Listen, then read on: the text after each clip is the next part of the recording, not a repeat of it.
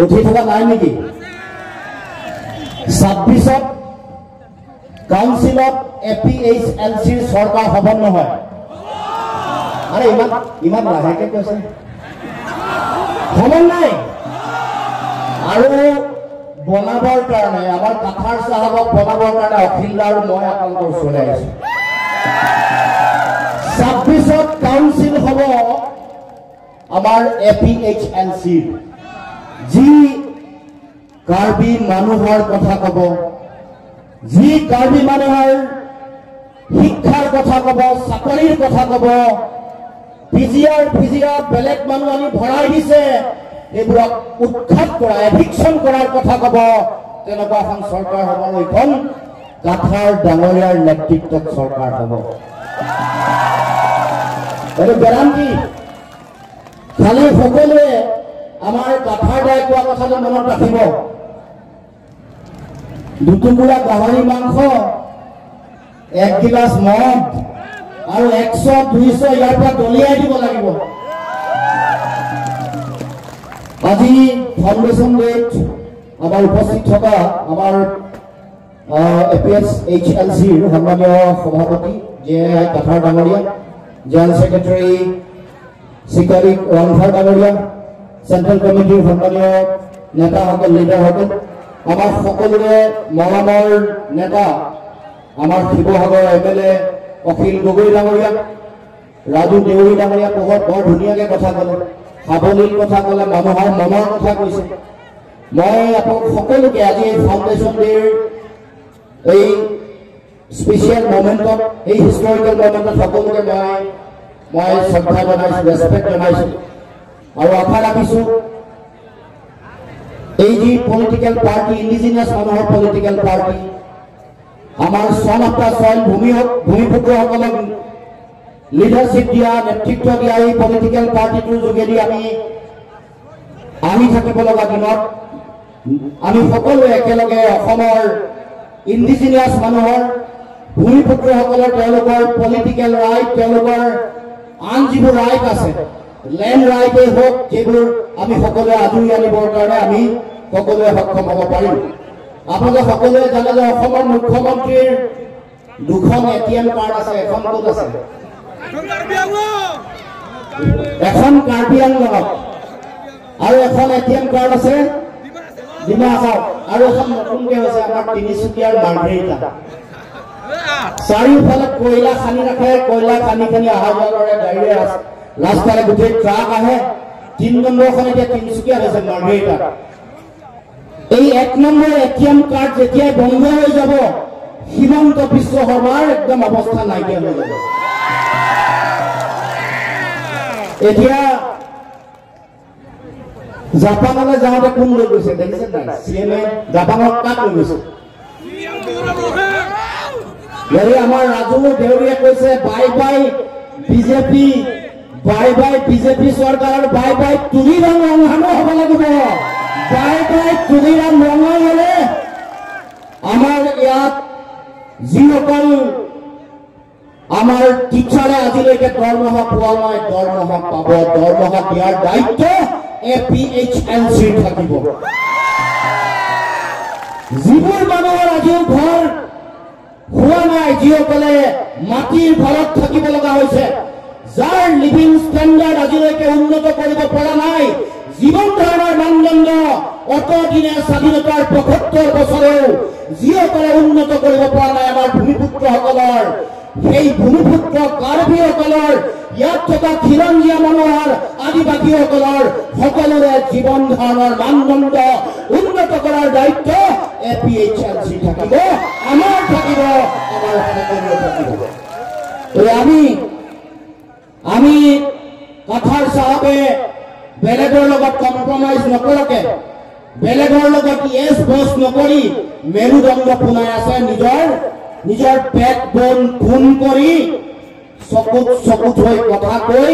আপোনালোকৰ সকলোৱে কথা দাঙি ধৰিছে গতিকে আমি সমগ্ৰ অসমত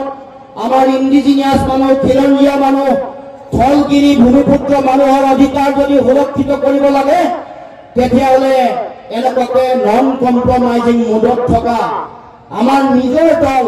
আমাৰ লোকেল পাৰ্টিক আমি সকলোৱে আগবঢ়াই লৈ যাব লাগিব সেইকাৰণে অখিল গগৈ আমি ৰাজু মেধক আমাৰ গোপাল সোণোৱাল সকলোকে লৈ আমি অজিত ভূঞা সকলোৱে আমি ৰিজনাল পলিটিক্যাল পাৰ্টিবোৰক এক কৰিবৰ কাৰণে আমি চিন্তা চৰ্চা কৰিছো এখন প্লেটফৰ্ম এখন ফৰাম য'ত আমি আমাৰ নিজৰ মানুহৰ কথা আমি ক'ব পাৰো আমি সকলোৱে জানো যে অসমৰ মাটিত কাৰ্বিসকল ইয়াৰ আদিম ভূমিপুত্ৰ অসমৰ যিটো জাতি গঠন প্ৰক্ৰিয়া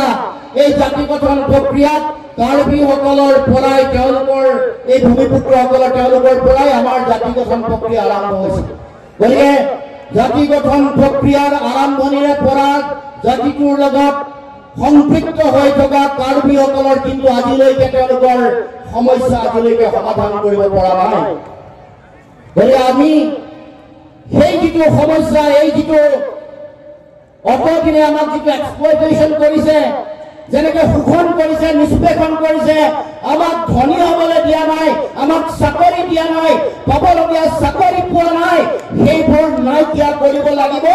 তাৰ কাৰণে ৰিজনেল পাৰ্টিৰ চৰকাৰ লাগে যি ৰিজনেল পাৰ্টিয়ে আপোনালোকৰ কথা কয় মানুহৰ কথা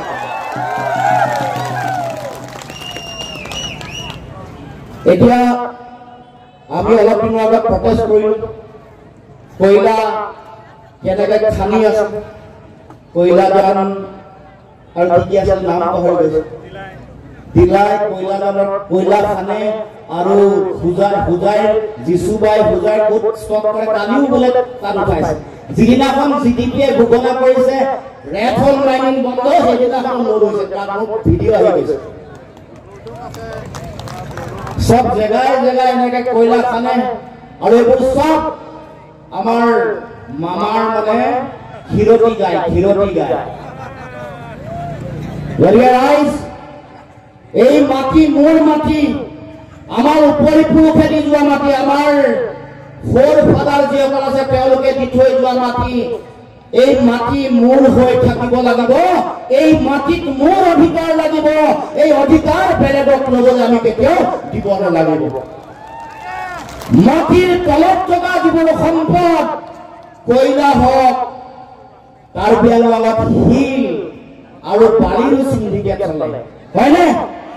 কোনে চলাই syndicate Tuliram Ram and only one Tuliram গংগাম ধন্যবাদ গতিকে যিমান সিন্ডিকেট চলে 2 নম্বৰ চলে যি চলে সব তুলিৰাম গংগামে চলায় আৰু গোটেই বস্তুটো চাবিটো নিয়ন্ত্ৰণ থাকে দিছপুৰত হিমন্ত বিশ্ব শৰ্মাৰ চাবিৰ লগত থাকে পকেটত ৰাখে অনুবাদ এতিয়া লৈ গৈছে জাপানলৈ গ'লেও দেখিব লগত থাইলেণ্ড গ'লে দেখিব থাইলেণ্ডৰ পৰা ফোন কৰি দোকান বঢ়িয়া একদম ধুনীয়া ৰিজৰ্ট দেখিছো কিনিম নেকি এনেকে ফোন কৰে এই পাগল হৈছে নেকি মৰিবি তই এনেকে কয় সঁচা খবৰ কৈছো খবৰ ল'ব সঁচা খবৰ কৈছো খবৰ ল'ব মিছাকে কোৱা নাই এই মোৰ খবৰ আছে গতিকে ৰাইজ আমি যদি সঁচাকে আমাৰ কাৰ্বি আংলঙৰ খিলঞ্জীয়া মানুহক যদি জাষ্টিছ দিব লাগে ন্যায় দিব লাগে তেতিয়াহ'লে আমাৰ কাঠাৰ দাৰ দৰে যিসকল যুঁজাৰু মানুহ তেওঁলোকক আপোনালোকে সকলোৱে মৰম কৰিব লাগিব আশীৰ্বাদ দিব লাগিব যিসকলে এতিয়াও কথাবোৰ বুজি পোৱা নাই দাদাই কৈছে যে আমি পাহৰি যাওঁ ইলেকশ্যন কি ডেমক্ৰেচি কি আৰু আমাৰ নেতাই পাহৰি যায় দেশক প্ৰেম কি জাতি প্ৰেম কি আৰু আমাৰ জনসাধাৰণৰ তেওঁলোকৰ ভৱিষ্যত কি সেইকাৰণে ভোট লৈ কমন মানুহৰ পৰা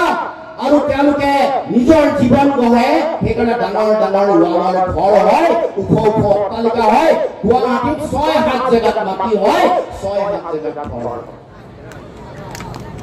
কমন মানুহৰ কথা পাহৰি যায় যেতিয়া নেতা হয় গতিকে আমি ৰাইজ এইবাৰ কমন মানুহৰ এই মানুহগৰাকীক আৰু একো পাবলগীয়া নাই আইএছ অফিচাৰ হ'ল গুৱাহাটীৰ দৰে কামৰূপ মানে জিলাখনৰ ডিচি হৈ থাকিলে আটাইতকৈ ভাল সময় হিতেশ্বৰ হত্যা যেতিয়া মুখ্যমন্ত্ৰী আছিল তেতিয়াও ডিচি আছিল তৰুণ গগৈ থাকোঁতেও অন্যতম গুৰুত্বপূৰ্ণ আইএছ অফিচাৰ আছিল তেওঁ নিজৰ কোনো ব্যক্তিগত আকাংক্ষা নাই মানুহৰ কাৰণে কাৰ্বি পাহাৰৰ কাৰণে আপোনালোকৰ সকলোৰে কাৰণে যুঁজি আছে যদি দায়িত্ব দিয়ে কাউন্সিলৰ দায়িত্ব দিয়ে যদি বিধানসভাৰ লোকসভাৰ মজিয়ালৈ পঠায় তেতিয়া আপোনালোকৰ কাৰণে কাম কৰিব আৰু সেই গোটেই জাৰ্নিটোত আমাকে যাতে সদায় সহায় কৰে সদায় যাতে ছাপোৰ্ট দিয়ে তাৰ কাৰণে মই আহ্বান জনাইছো আমি আপোনালোকৰ লগত আছো কাৰ্বি আংলঙৰ জনতাৰ লগত আমি অখিল গগৈ ডাঙৰীয়া মই আপোনালোকৰ লগত আছো মনত ৰাখিব সকলো বিপদত সকলো দুখত সকলো অন্যায়ৰ বিৰুদ্ধে মাত মতাৰ সংগ্ৰামত আমি সকলোৱে আপোনালোকৰ লগত থিয় দিম আৰু সেইকাৰণে মই নিজে প্ৰথম যেতিয়া আহিছিলো নিজে আহি কাৰ্বি আংলঙৰ ডিপোত আমাৰ কাঠাৰদাক লগ কৰি কথা পাতি আমি জইণ্ট প্ৰেছ ষ্টেটমেণ্ট দি কৈ দিছিলো যে আমি ইণ্ডিজিনিয়াছ মানুহ অসমত যিমানবোৰ আমাৰ নিজৰ দল আছে আপোন দল আছে একলগ হৈ যুঁজিলে আমাৰ অধিকাৰ কোনেও কাঢ়ি লৈ যাব নোৱাৰে গতিকে সকলোকে মই ধন্যবাদ জনাইছো আজি এই ফাউণ্ডেশ্যন ডে প্ৰতিষ্ঠা দিৱসৰ শুভক্ষণত